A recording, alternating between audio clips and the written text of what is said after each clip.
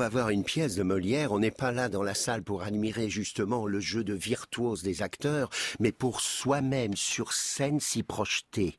Ça veut dire que le misanthrope n'est pas du tout une pièce qui a été complètement trahie de façon mais scandaleuse par l'éducation nationale, qui continue à raconter des conneries comme quoi Philinte est l'honnête homme, alors que c'est un faux cul, une saloperie.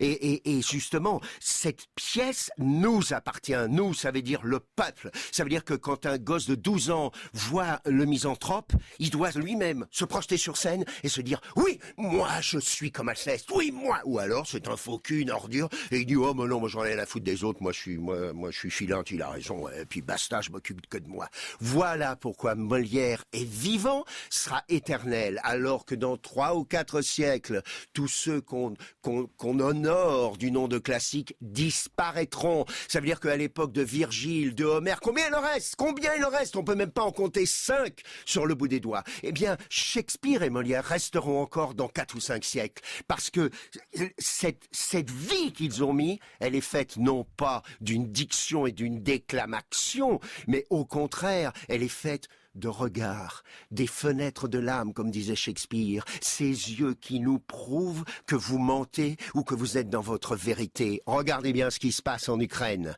Regardez bien le visage de Joe Biden, qui a déshonoré l'Amérique. Jamais John Fitzgerald Kennedy n'aurait laissé faire ça. C'est-à-dire qu'il y a 42 millions d'Ukrainiens, 70% sont des chrétiens, et le pape reste au Vatican au lieu d'aller à Kiev et de dire « Tuez-moi, je représente le Christ !»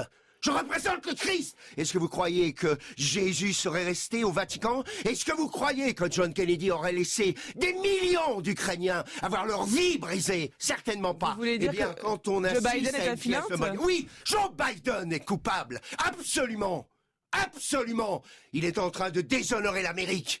Comme Roosevelt a déshonoré l'Amérique. Roosevelt nous a abandonnés, les Français et les Anglais. Et quand Churchill a été supplié Roosevelt de venir en guerre, non, il a refusé. Si nous sommes ici, c'est grâce à Winston Churchill qui n'a pas cédé, qui n'a pas signé quand Hess est allé en Angleterre pour faire signer l'armistice. Si nous sommes ici, c'est grâce à Churchill qui s'est battu jusqu'au bout, qui a refusé de signer un armistice.